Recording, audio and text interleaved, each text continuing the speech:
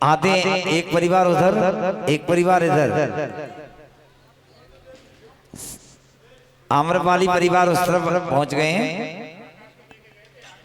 और शैलेश भैया का परिवार इधर आ जाए।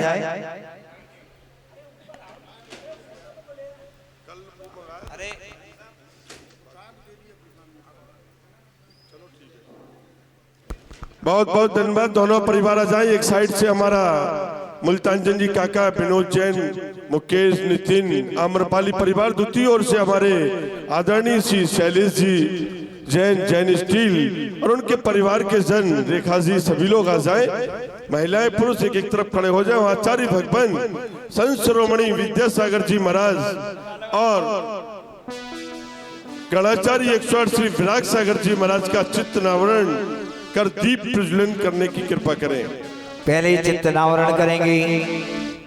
हरि गुरुवर ज्ञान देवे, बदले में कुछ ना देवे, ये ज्ञान के भंडार। जय हो जय हो जय हो।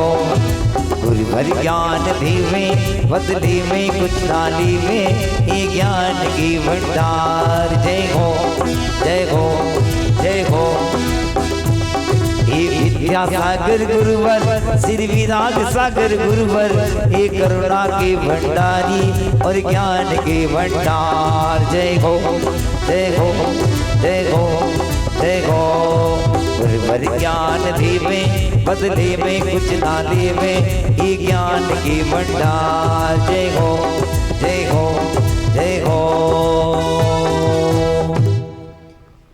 बोलिए परम पूज्य संत शिरोमणि आचार्य गुरुदेव विद्यासागर जी महाराज की। बोलिए परम पूज्य गणाचार्य विराग सागर जी महाराज की। दोनों परिवार जाएंगे। पहले आम्रपाली परिवार आप जाइए। हमारे आम्रपाली परिवार जाए और आचार्य भगवान का पाद पे चरण कर सांस भेंट करने की कृपा करें।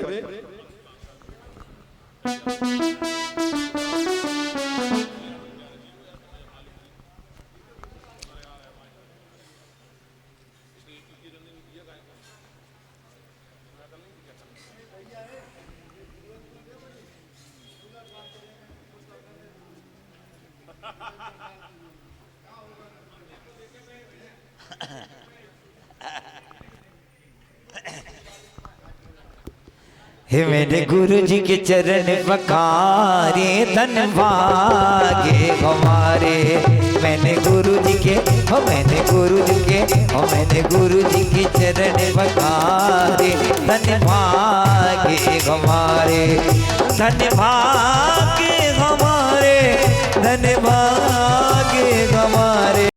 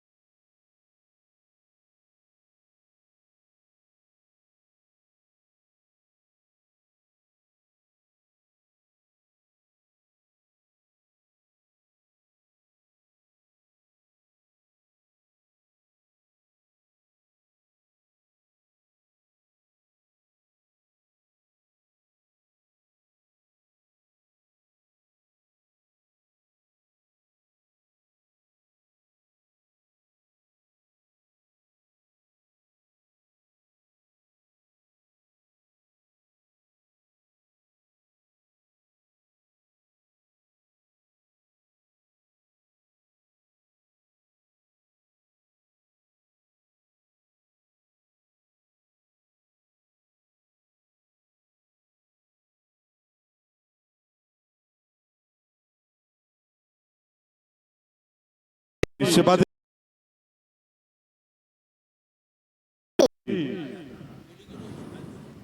और इनके साथ ही अपनी जो आज की 5 महिलाएं जो वॉलेंटियर के रूप में रोज व्यवस्थित करती है, वो महिलाएं आ जाएं और सभी महिलाओं का सम्मान करें।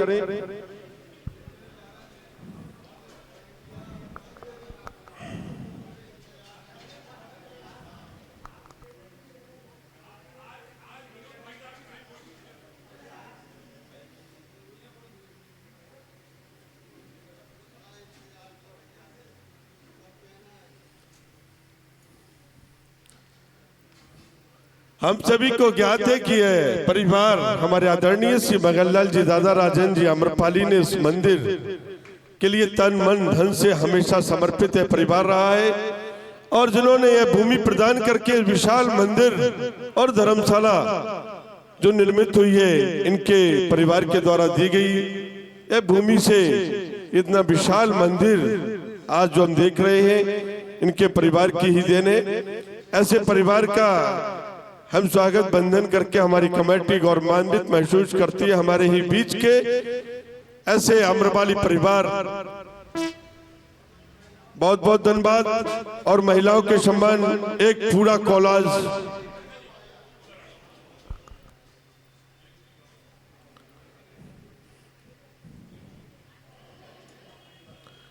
अब जैन स्टील परिवार के स्वागत के लिए हम आमंत्रित करते हैं। जैन स्टील परिवार के लिए आदरणीय श्री प्रमोद जी चौधरी, पीसी जैन साहब, शीलचंद जी लचक्या, विपिन सिंह जी, विमल सिंह जी और Santosh Jain PWD engineer, doctor Jineshwar Jain, Sanjay Jain excise, ये लोग आ जाए और जैन स्टील परिवार का स्वागत करें। आदरणीय श्री मुल्तान जी काका जी भी पहुंचे और हमारे अजय भंडारी जी।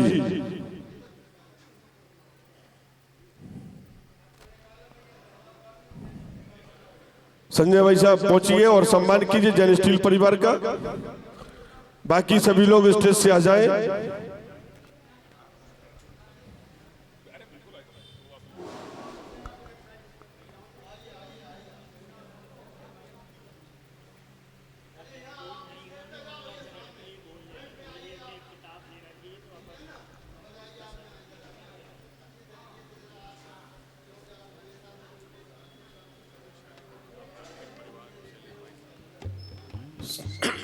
शैलेश भाई साहब की बात ही कुछ और है। जब कभी शांति धारा की बात होती है तो शैलेश भाई साहब कभी मना नहीं करते हैं। और शैलेश भाई साहब से एक नहीं, आप अगर 10 दिन भी हो रही है तो 10 दिन की शांति धारा बोल दो तो वो शहर स्वीकार करते हैं। ऐसे हमारे शैलेश जैन स्टील।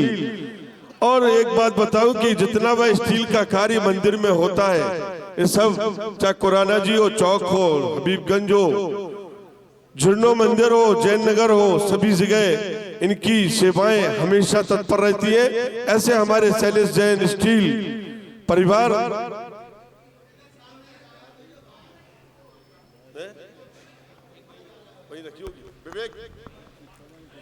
हो इनके माथे पे तिलक लगाओ और माला गले में पहनाओ, सब स्वागत में तालियां बजाओ। स्वागतम स्वागतम स्वागतम स्वागतम स्वागतम स्वागतम स्वागतम स्वागतम।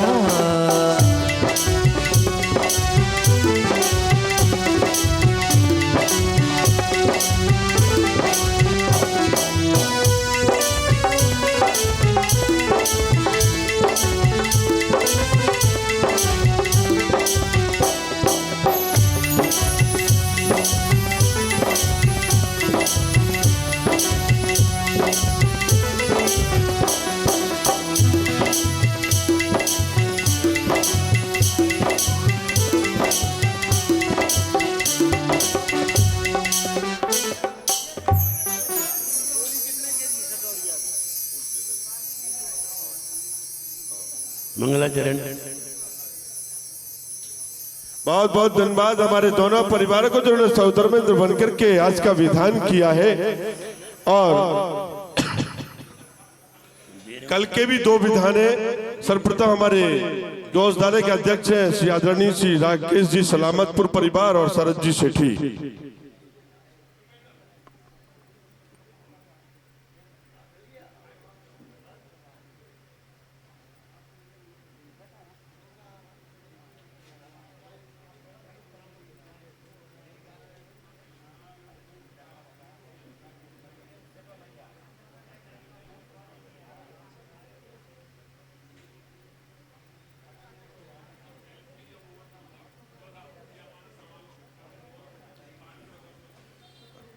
आज के मंगलाचरण के लिए हम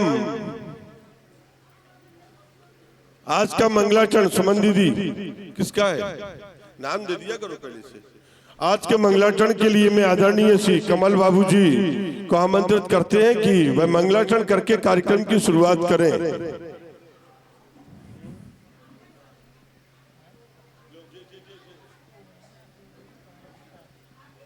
बोलो नेमिनाथ भगवान की, आचार्य विद्यासागर महाराज की, आचार्य विराग सागर महाराज की, भक्तांबर प्रणेता आचार्य विनम्र सागर महाराज की, आचार्य श्री की अनुभूतियों के कुछ भंवर आपके सामने प्रस्तुत कर रहा हूं। गुरु झंकार अंतस के दिल संगीत देते हैं, राही राही के मंजिल पे चलन की रीत देते हैं, छुड़ाते घर पिता माता बहन भाई सभी बंधु, मगर उनसे भी बढ़ कर के हमें वो प्रीति देते हैं, हमें वह प्रीति देते हैं। सभी को जय जिने। बहुत बहुत धन्यवाद हमारे आदरणीय श्री कमल बाबू जी का। अब मैं आचार्य भगवान के चरणों में त्रैवार नमोस्तु करते हैं और निवेदन करते हैं कि हे भगवान, आपके मुख से जो मधुर वाणी जो खिल रही है भक्तांबर की इस कड़ी में, वो निरंतरता करने की कृपा करें। ऐसे हमारे गुरुदेव आचार्य 108 विनम्र सागर जी महाराज को त्रैवार नमोस्तु। नमोस्तु स्वामी, नमोस्तु स्वामी, नमोस्तु। सभी लोग सतर्क मुद्रा में एक बार नमोकार मंत्र का उच्चारण कर लें। ओम नमो हरिहंतानम, ओम नमो हरिहंतानम, ओम नमो सिद्धानम, ओम नमो सिद्धाणम, ओम नमो आयर्यायनम, ओम नमो वज्रायनम, ओम नमो वज्रायणम, ओम नमो सौवताउनम, ओम नमो लोय सवसाणम। आपने आपको आप में वर लिया, आपने आपको आप में भर लिया, चेतना को स्वयं ही प्रकट कर लिया, चेतना को स्वयं ही प्रखर कर लिया। वीतरागी प्रभो हे महावीर जिन, वीतरागी प्रभो हे महावीर दिन, आदिनाथ प्रभो तुम तारण तरन, आदिनाथ प्रभो तुम हो तारण तरण, आपके वय चरण में विनम्र नमन, आपके जय चरण में विनम्र नमन, निर्विकारी हुए वस्त्र अंबर किए, निर्विकारी वस्त्रयांबर किए छोड़कर राग को जो दिगंबर हुए। छोड़कर राग को जो दिगंबर हुए। हे विराग गुरु दो विरागी नयन। हे विराग गुरु दो विरागी नयन। आपके द्वय चरण में विनम्र नमन। आपके जय चरण में विनम्र नमन। आपके द्वय चरण में विनम्र नमन। आपके जय चरण में विनम्र नमन। बोले एक खजाना श्री आदिनाथ भगवान की जय। एक खजाना श्री महावीर भगवान की जय। परम पूजाचार्य श्री मानतुंग मुनि महाराज की जय। परम पूजाचार्य गुरुवर श्री विराट सागरती गुरुदेव की जय। हिंसामयी जैन धर्म की जय परम पूज्य ब्रह्मचारी श्री विनम्र सागर महामुनिराज की। विनम्र सागर महामुनिराज की। महामुनिराज की। भक्तामरम प्रणत मौलि मणि प्रभानामुद्योतकं दलित पाप तमो वितानम। सम्यक् प्रणम्य जिन पादयुगं युगादावलं वनं भवजले पततां जनानां। संस्तुतः सकलवाङ्मय तत्त्वबोधादुद्भूत बुद्धिपटुभिः सुरलोकनाथैः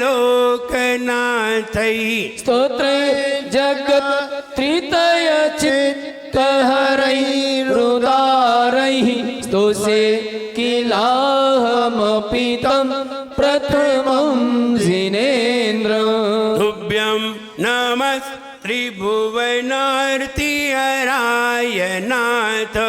तुभ्यं नमः क्षितितलामलभूषणाय। तुभ्यं नमस्त्रिजगता परमेश्वराय। तुभ्यं नमो जिनभवोदधिशोषणाय। सिंहासने मणिमयूख शिखा विचित्रे विव्राजते तव वपुः कनकावदातं। बिम्बं वियत् विलसदंसुलतावितानं तुङ्गोदयाद्रि शिरसि सहस्ररश्मिः। तुङ्गोत्रयाद्रि शिरसि सहस्ररश्मिः। ये छंद नंबर 30 पढ़ने को तैयार। कुंदावदात चल चामर चारु शोभम।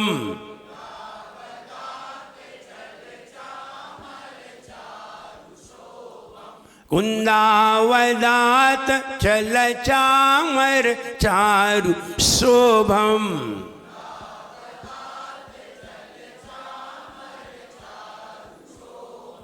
विभ्राजते तव वपुः कलधौतकान्तम्।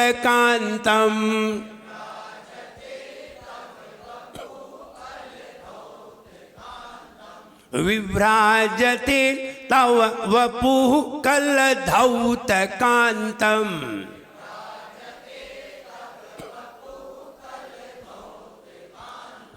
उद्यच्छशाङ्क शुचिनिर्झरवारिधार।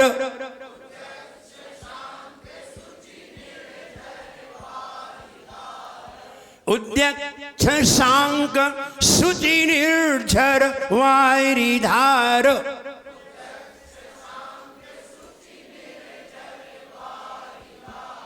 ध्यान दें, आपके मुंह से निकल रहा है निर्जर, जर नहीं जर। निर्जर, निर्जर माने जर्जर होना, और झरना है यहाँ। उद्यच्छ शांक शुचि निर्झर वायरी धार,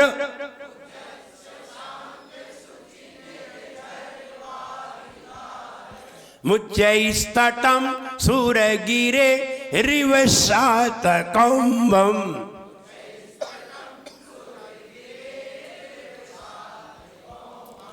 सात, 7 नहीं, 7 सोना, गोल्ड की बात आ रही है, 7 की बात नहीं आ रही। मुच्चैस्तटं सुरगिरे रिवशात कौम्भम।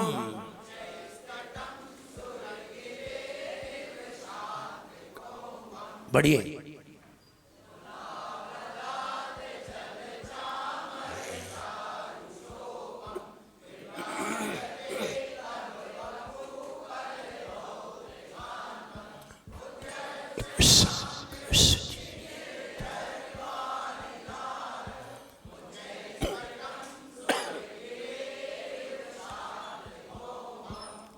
क्लियर,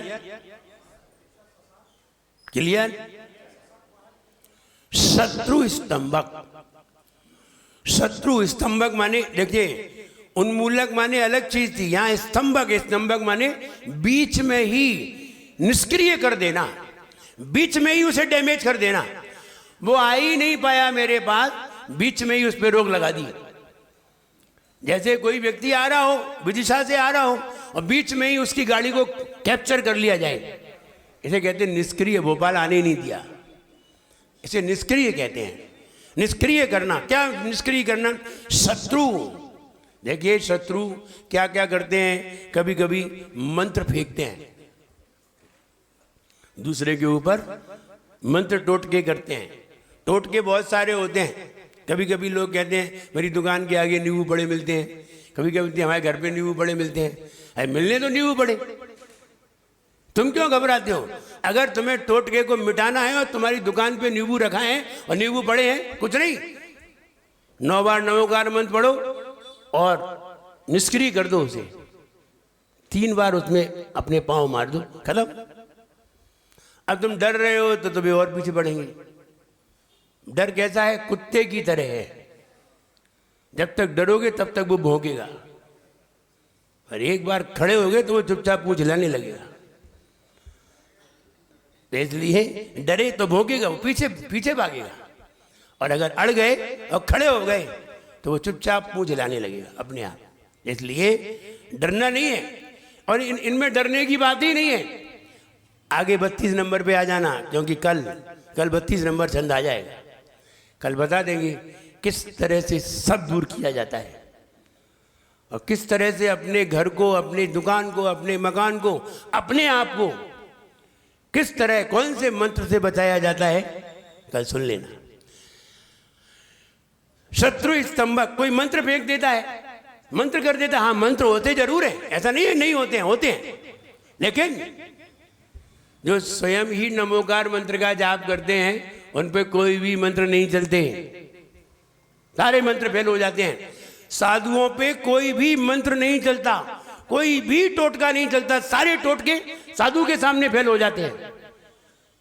चाहे कितना बड़ा मंत्र हो, चाहे कितना बड़ा मंत्रवादी हो, साधु के सामने सब फेल हो जाते हैं, क्योंकि सारे मंत्र की सिद्धि साधु के आशीर्वाद से ही होती है, और तुम उसी पे मंत्र फेंक रहे हो,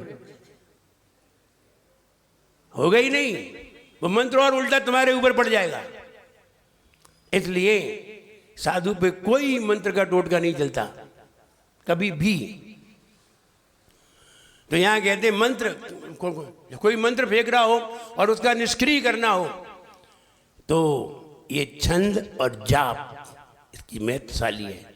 हम तो कहते हैं क्या 1-2 जाप करना है, सवेरे उठ करके 48 मंत्रों को पढ़ करके हवन कर लो घर पे। अब कोई सी भी शक्ति नहीं बची, सारी शक्तियां इसमें आ गई, और कोई ना कोई जाप तो असर करेगी। इसलिए अब सवेरे सवेरे हम कुछ करना नहीं चाहते, महाराज आप ही कर दो, हमने एक व्यक्ति को एक मंत्र बताया, हमने जेवाल महाराज आपके करने से नहीं होगा। हमने फिर तुम यहीं बैठो हमारे पास, जब हमारे करने से ही होना है तो फिर पीड़ा तो तुम्हें, परेशानी तो तुम्हें, मैं आप ही कर लो, आप ठीक रहेगा। जी ठीक है। ऐसे लोग आते हैं, कुछ करना ही नहीं चाहते और दुखी हैं, परेशान हैं और परेशान रहेंगे भी, क्योंकि अपनी ही विद्या अपने ऊपर काम करती है, किसी दूसरे की विद्या काम नहीं करती। मेरी शक्ति मुझ पे काम करेगी, तुम्हारे ऊपर क्यों काम करेगी? और काम करेगी भी जब हम चाहेंगे तो करेगी, नहीं तो काय को करेगी, है ना? जब हम चाहेंगे। हमारे आप चालो, क्यों चाले, क्यों चाले ये तो बता दीजिए। तुम में ऐसे कौन से गुण हैं, तुम ऐसे कौन से मेरे अनुसार चल रहे हो? हाँ, तुम जिस दिन मुनि बन करके मेरे पास आ जाओगे फिर हम अपनी शक्ति बताएंगे, फिर तुम्हें हम क्या है। लेकिन अभी नहीं, अभी तो तुम अपने घर पे रहो, अपने खुद करो। तो मंत्र को निष्क्रिय करना, बीच में ही निष्क्रिय करना। सामने वाला मंत्र भले ही तुम्हारे ऊपर फेंक रहा है, हम पहले ही मंत्र को निष्क्रिय कर देंगे, वो आ ही नहीं पाएगा, बीच में ही ध्वस्त हो जाएगा। जैसे आपने रामायण देखी हो, तो रामायण में रावण ने तीर फेंका, इधर रामचंद्र जी ने भी फेंक दिया, तो रावण के तीर में रामचंद्र जी का तीर टकराया, खत्म। ना वो उनके पास आया, उनने शक्ति फेंकी, ना उनके पास आ पाई और उन्होंने ध्वस्त कर दी। इसे कहते निष्क्रिय करना, बीच में ही नष्ट कर देना। इसका मतलब है स्तंभक। तुम कितनी भी शक्ति फेंको, हम बीच में ही निष्क्रिय कर देंगे। तो ये तरीके हैं। आप मंत्र फेंक रहे हो तो सामने वाले के पास भी मंत्र है, उस मंत्र को तोड़ने का। ऐसा नहीं है मंत्र नहीं है, लेकिन जो जानते हैं वे ही कर पाते हैं, जो नहीं जानते हैं वे परेशान रहते हैं। नंबर 2, मूठ आती है, मूठ भेजी जाती है और मूठ को निष्क्रिय करना है। हमने बताया साधुओं पे कोई असर करता ही नहीं है, ना कोई मंत्र असर करता है, ना मूठ असर करती, कुछ असर नहीं करता। लेकिन श्रावकों को छोड़ती नहीं है। मूठ है, मूठ भेजी जाती है और भेजी जाती है मूठ 3 बार आवाज देगी तुम्हारे दर पर। तुम्हारा गेट बंद है तो तुम्हारे गेट को खुलवाएगी, आवाज देगी और ऐसी आवाज देगी जिसे तुम जानते हो। और गेट खोला तो मारे जाओगे, और गेट नहीं खुला, 3 बार आवाज देने पर गेट नहीं खुला, मूठ लौट जाएगी। तो मूठ होती है, मूठ यानी मारने के लिए होती है, सामने वाले व्यक्ति को मारने के लिए होती है। ये कलकत्ते में, बंगाल में इसका ज़्यादा प्रयोग होता है और अब तो बहुत कम होता है। पहले होता था, चतुर्थ काल में होता था, पंचम काल में भी होता था, लेकिन अब बहुत कम। मूठ बंधन, बांधा जाता है। जैसे कोई व्यंतर है, कोई व्यंतर किसी को परेशान कर रहा है, कोई महिला को परेशान कर रहा है, व्यक्ति को परेशान कर रहा है, बांधा जाता है, मंत्र से बांधा जाता है और बांध करके टांग दिया जाता है अलग। व्यंतर को बना पड़ा रहेगा जब तक खोला नहीं जाए, और वही खोलेगा जिसने बांधा है, दूसरा खोल भी नहीं पाएगा। ये बांधने का होता है, बंधन मंत्र अलग होता है, उससे बांध करके अलग रख दिया जाता है। बंधन, भूत प्रेत, और भूत प्रेत भी आते हैं, इनको भी निष्क्रिय करना है। आ रहे हैं, परेशान कर रहे हैं, कैसे इन्हें रोकें? ये भी तरीके हैं, यंत्र के द्वारा, मंत्र के द्वारा। हमने बताया नहीं कौन सा यंत्र भूत प्रेत को दूर करता है, कौन सा यंत्र बाहर की बाधाओं को रोकता है, कौन सा यंत्र व्यापार की वृद्धि करता है, कौन सा यंत्र घर की रक्षा करता है। अलग अलग यंत्र हैं और अलग अलग यंत्र में अलग अलग तरीके के मंत्र होते हैं।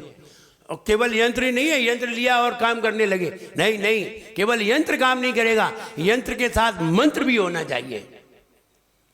यंत्र माने कोई अंक का यंत्र होता है और कोई अल्फाबेट से मंत्र होता है, अल्फाबेट का मंत्र यंत्र पे होता है, दोनों तरीके के होते हैं। इसलिए कोई अंक के द्वारा हो, जैसे कि 120, 180 ये अंक होते हैं, इन अंक से एक यंत्र बनाया जाता है। वो यंत्र फिर वो अपने पास रखता है, उससे उसकी सुरक्षा रहती है और मंत्र का भी जाप होता है। दोनों होते हैं, केवल यंत्र काम नहीं करता। लोग यंत्र तो रख लेते हैं और मंत्र जपते नहीं, कोई काम नहीं करेगा। इसलिए भूत प्रेत, भूत और प्रेत, ये वाला कथन ज्योतिष में आ रहा था, लेकिन अब वो विषय उतना था कि वो आया ही नहीं। आता है भूत प्रेत। ये भूत प्रेत क्यों आते हैं? भूत प्रेत देखिए पूर्व के संयोग से आते हैं, पूर्व के संयोग से आते हैं। अगर तुम्हारा कोई मित्र है और तुम्हारा हित चाहता है तो तुम्हारे हित के लिए आएगा, और तुमने घर में किसी व्रती संयमी को परेशान किया है और वो व्यंतर जाके बन गया, अब वो तुम्हें परेशान करेगा। तुमने तो 1-2 साल ही परेशान करेगा, तुमने तो 1-2 साल ही परेशान किया था, वो तुम्हें जिंदगी भर परेशान करेगा। और आप बच नहीं गए, यहां से मरने के बाद भी तुम अमेरिका में पैदा हो, वो वहां पहुंच जाएगा, छोड़ेगा नहीं। कहां जाओगे तुम? कहीं भी जाओ वो तो तुम्हें ढूंढ लेगा, विज्ञान है उसे, उसको तो जरा सा सोचने की जरूरत है, कहां गए, वो तो फटाक से ढूंढ लेगा।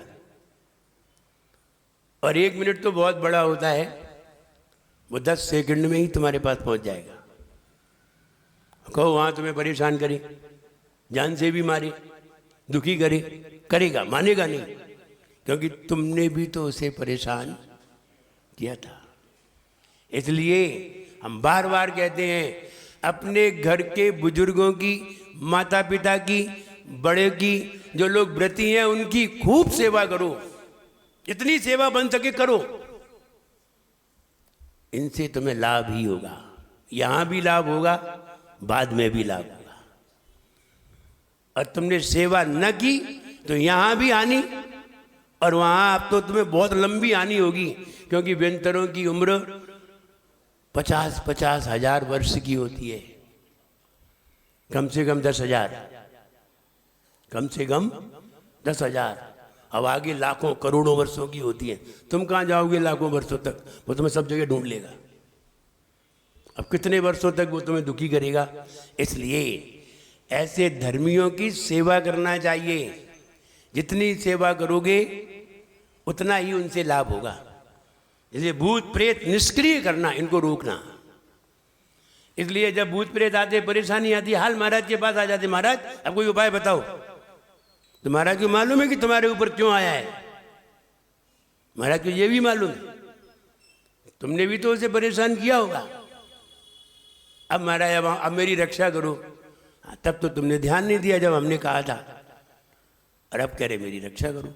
इसलिए धर्मियों की, जो धर्मात्मा हैं, व्रती हैं, ये नियम से देव बनते हैं, और अगर इनको तुमने संक्लेशित कर दिया तो इनकी देवगति देव दुर्गति हो जाती है, व्यंतर भूत व्यंतर आदि बन जाती है, फिर ये परेशान करते हैं सबको।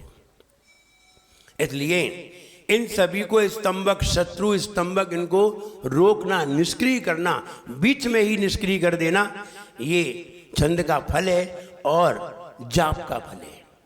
आइए जाप देखते हैं। ओम ह्रीम अर्हम नमो घोर गुणानम, ओम ह्रीम अर्हम नमो घोर गुणानम।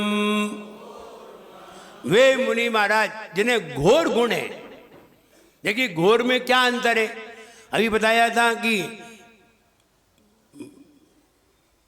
आगे बताया था घोर तवार्णम, और उसके आया था महातवार्णम, उसके पहले आया था उग्र तवार्णम, अब आया है घोर गुणानम। गुण है, डीपली है।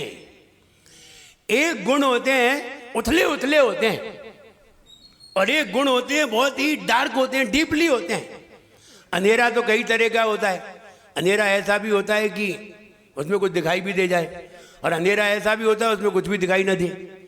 तो उस अंधेरे में क्या अंतर है? जैसे ऐसे समझिए, आपने एक गिलास पानी में या एक गिलास दूध में थोड़ी सी 1 चम्मच शक्कर डाली, और एक गिलास में 4 चम्मच शक्कर डाली, और एक गिलास में 8 चम्मच शक्कर डाली।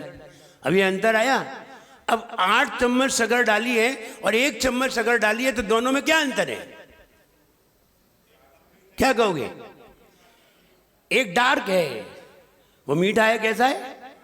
बहुत तेज तेज मीठा है।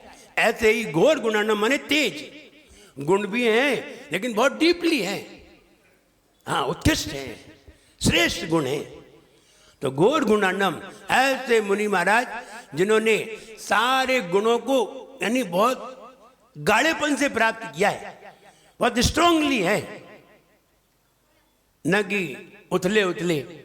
तो बहुत डीपली होने के कारण इनको घोर गुणानम कहा है, घोर गुण के दादी है। ऐसे मुनि महाराज विदेश क्षेत्र में विराजमान है। इन मुनिराज की जाप करने से शरीर के रोग ठीक हो जाते हैं। और गुणानम, शरीर के रोग ठीक हो जाते हैं। ऐसे मुनि महाराज विदेश क्षेत्र में विराजमान, उन मुनि महाराज को मेरा बारंबार प्रणाम हो। वे चित्र का अनावरण करिए।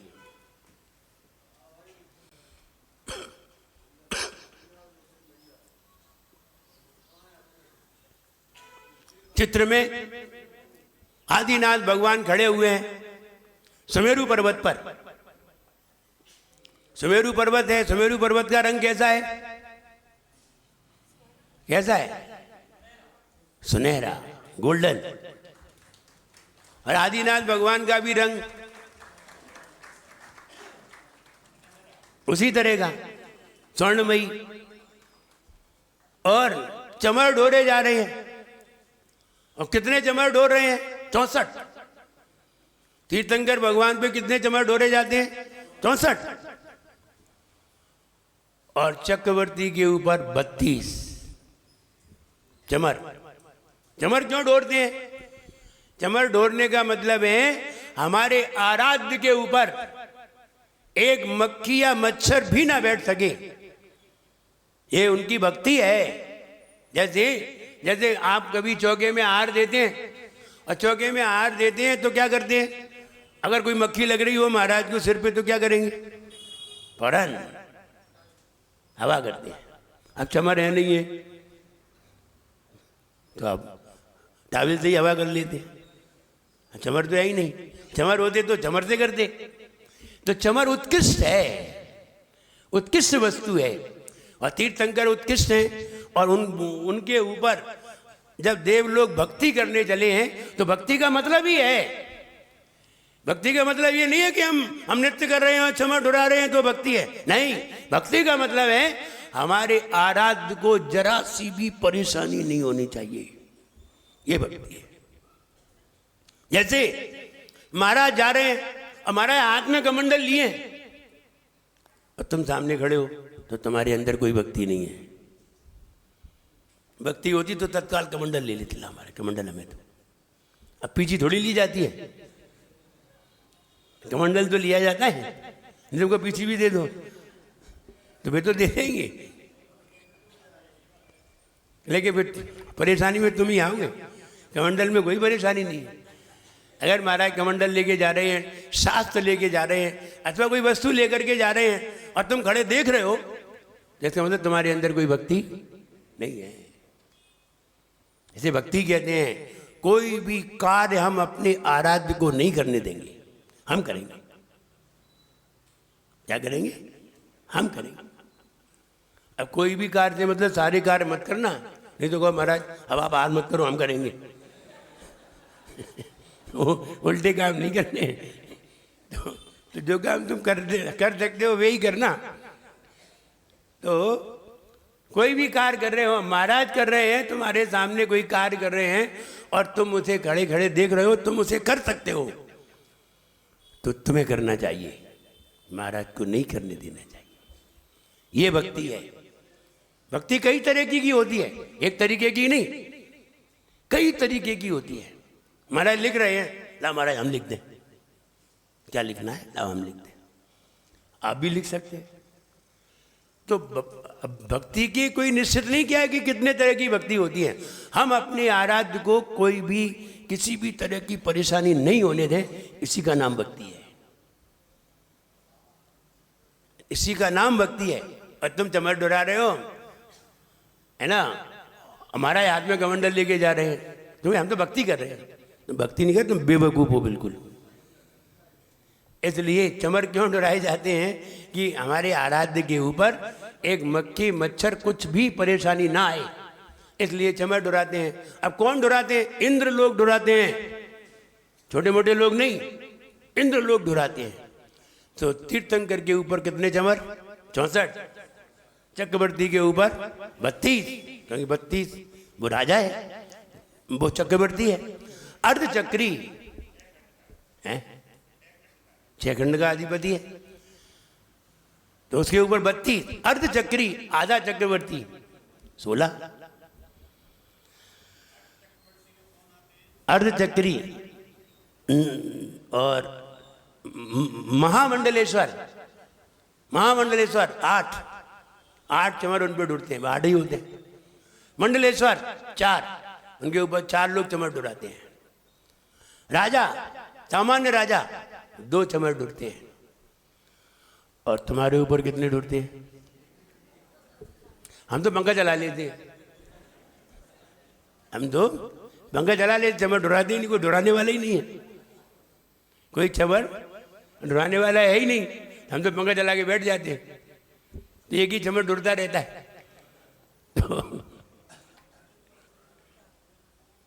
तो कोई भी चमर नहीं डुराता। राजा के ऊपर 2 चमर डुरते हैं, और ये इसलिए डुराए जाते हैं कि हमारे आराध्य को किसी तरह की कोई परेशानी ना आए। मूल बात यही है। फिर वैभव है, इतने सारे देव देवी चमर डुरा रहे हैं। और अब चित्र में देखिए, सुमेरु पर्वत बना हुआ है, आदिनाथ भगवान पर्वत के ऊपर खड़े हुए हैं, जल की धारा ऊपर से गिर रही है। कैसे रंग की है? सफेद रंग की। क्यों है सफेद? चमचमाती हुई है, चमचमाती हुई। अब कैसे चमचमाती हुई है, आप जब इसका भाव पढ़ेंगे तब समझ में आएगी। और आदिनाथ भगवान के ऊपर चमर डुराए जा रहे हैं इस तरह से। कैसे? यूं, है ना। तो कोई ऐसे डुराने लगते हैं, यूं डुराए जाते हैं, नीचे से ऊपर की ओर, ऊपर से नीचे की ओर नहीं, नीचे से ऊपर की ओर डुराए जाते हैं। तो इस तरह से चमर डुराए जाते हैं। तो बढ़िया चमर होना चाहिए, और बढ़िया चमर भगवान के ऊपर डुराए जाते हैं। चमर डुराने से क्या लाभ है? अब तो लाभ मत पूछो, लाभ ही लाभ है, हानि कहीं नहीं है। भगवान के ऊपर चमर डुराने से लाभ ही लाभ। जब अपन पढ़ते हैं ना शांति पाठ में, छत्र चमर बामंडल भारी, ये तुम प्रातिहार्य मनहारी, जब पढ़ते हैं तो हम जब भगवान के ऊपर चमर लगाते हैं तो निश्चित है जो लोग चमर लगाते हैं उनके ऊपर भी एक दिन चमर ढुर जाते हैं, जिनने लगाए ही नहीं है। ऐसे बहुत सारे लोग होंगे। आप विचार करिए, इतने सारे लोग बैठे हैं, आप भगवान के दर्शन करने जाते हैं। अच्छा, कितने लोग ऐसे जिन्होंने छत्र चढ़ाई हो? गिनती के होंगी, छत्र चढ़ाई हो। और कितने लोग ऐसे जिन्होंने चमर लगाए हो? इसलिए लगाना चाहिए। अपने ऊपर पंखा लगाना सरल है, भगवान के ऊपर चमर लगाने का मतलब ही है कई गुना फल प्राप्त करना। इसलिए चमर, आमंडल, छत्र और भगवान की प्रतिमा तो क्या कहने हैं। जो भगवान की प्रतिमा विराजमान करे वो तो धन्य ही है। तो आइए, अब चित्र में देख लिया कि आदिनाथ भगवान सुमेरु पर्वत पर विराजमान है, वो भी स्वर्णमयी है, वो भी स्वर्णमयी है, और जल की धारा गिर रही है। सामने से चंद्रमा की चांदनी उस जल की धारा पर पड़ रही है। चंद्रमा की चांदनी जल की धारा पर पड़ रही है, तो चांदनी भी पड़ रही है, अब वो एकदम चमचमा रही है। अब वो आचार्य महाराज उसकी कल्पना करके बताते हैं कि सुमेरु पर्वत पर कोई व्यक्ति खड़ा हो और ऊपर से कोई जल की धारा गिर रही हो, और सुमेरु पर्वत स्वर्णमयी हो और जल की धारा निर्मल हो, और सामने से चंद्रमा की चांदनी पड़ रही हो, तो कैसी दिखाई देगी। ये कल्पना आचार्य मानुतुंग महाराज ने करके दिखाई है। कुंदावदात, कुंदावदात एक पुष्प का नाम है। कुंदावदात जैसे कि गुलाब, गेंदा, चमेली, चंपा ये किसके नाम है? पुष्प के नाम है। ऐसे ही देवगति में कुंदावदात, कुंद माने सफेद पुष्प, जो सफेद पुष्प आता है कुंद पुष्प के समान निर्मल श्वेत, वो बिल्कुल सफेद होता है। तो वैसी धारा कुंदावदात चल चामर, चल माने चलायमान, चामर चमर चलायमान है, और कुंदावदात माने सफेद। कई लोग गोल्डन वाले चमर लगा देते हैं, गोल्डन की वो लगी रहती है गोट, लेकिन यहाँ क्या बताए? श्वेत, चांदी जैसे। कुंदावदात चल चामर, चारु माने सुंदर, शोभम शोभायमान होते हैं, विभ्राजते शोभित होते हैं। तब आपके वपु शरीर पर कलदौत कांतम, कलदौत कांतम स्वर्ण की कांति जैसा आपका शरीर, और उसके ऊपर कुंदावदात श्वेत रंग के सुंदर चमर ढुरते हुए आपके शरीर पर ऐसे शोभित होते हैं जैसे, अब आगे कह रहे हैं, उद्यत शशांक, उदय होते हुए चंद्रमा के समान। जैसे कि चंद्रमा की चांदनी, उदय होता हुआ चंद्रमा कहता बिल्कुल सफेद।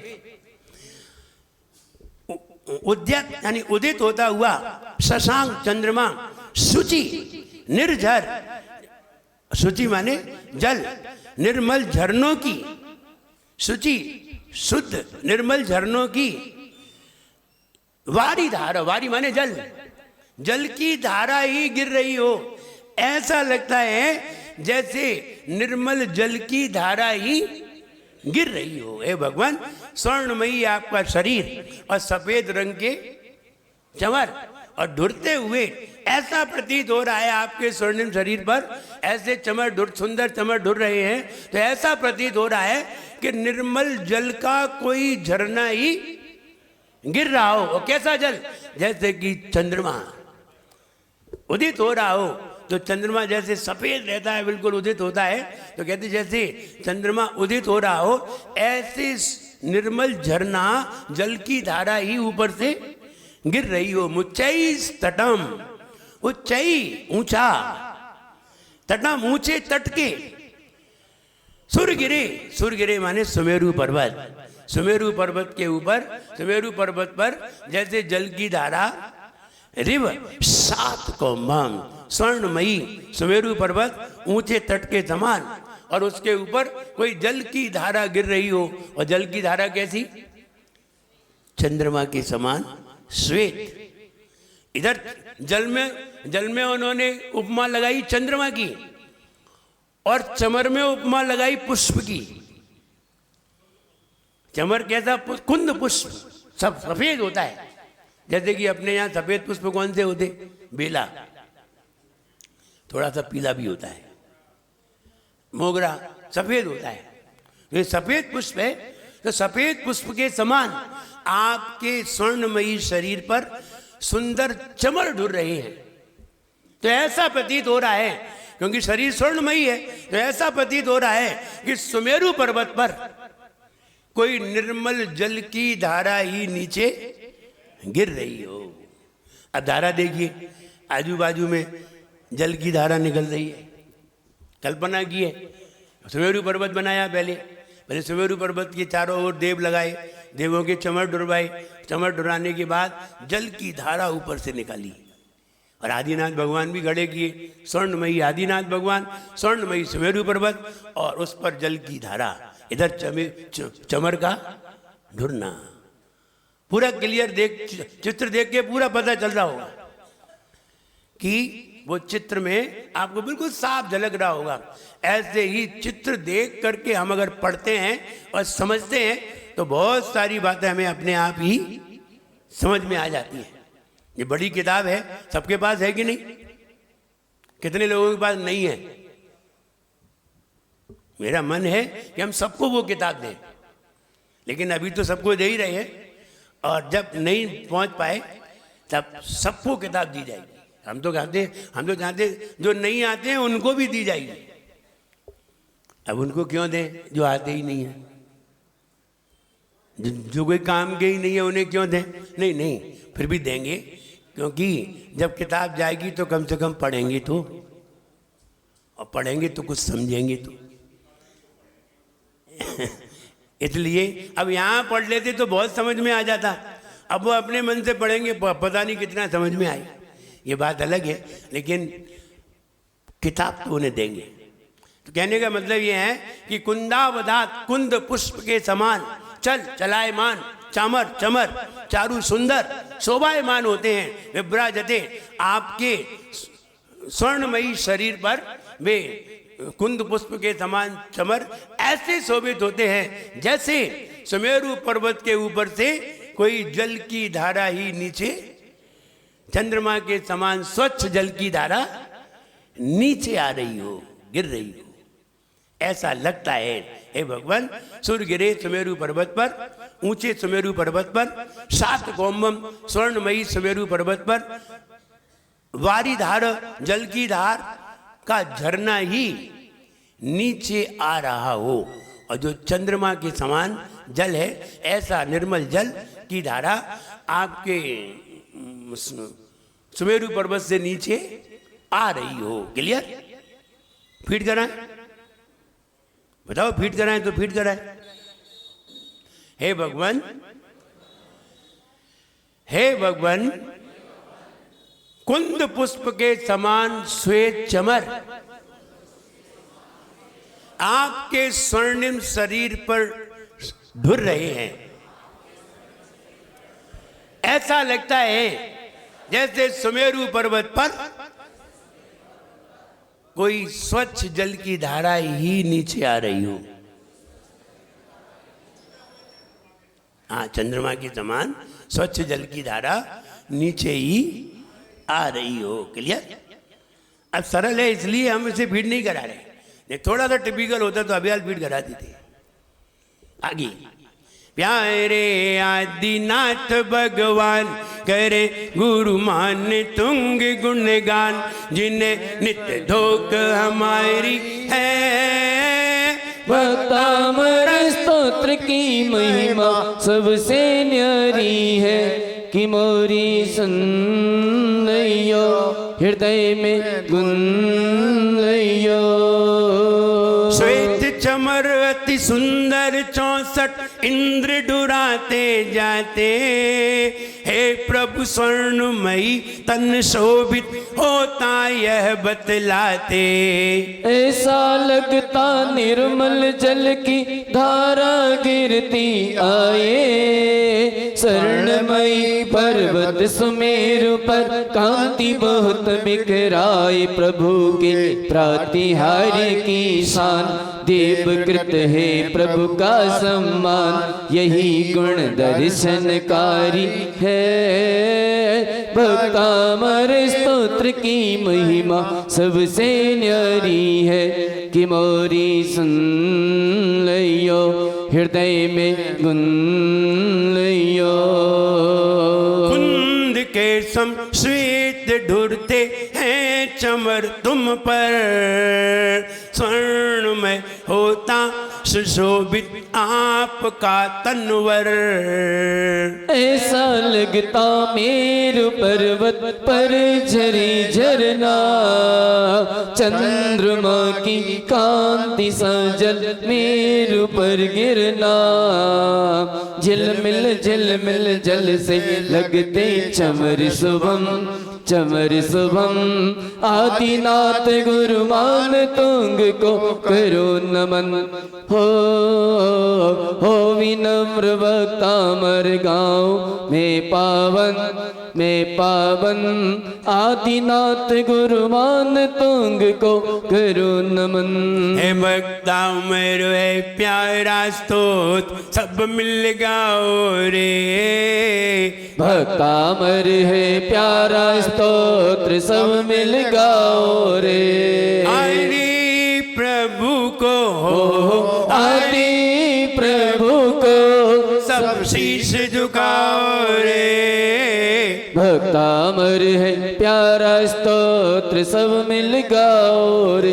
हो भक्तामर है प्यारा स्तोत्र सब मिल गाओ रे।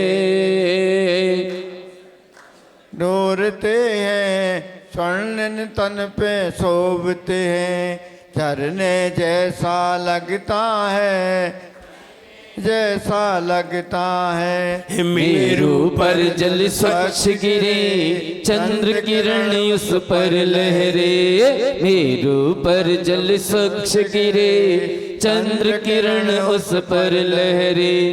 उत्तम गुणों को, उत्तम गुणों को ये प्राप्त कराए रे। भक्तामर है प्यारा स्तोत्र सब मिल गाओ रे। हो भक्तामर है प्यारा स्तोत्र सब मिल गाओ रे।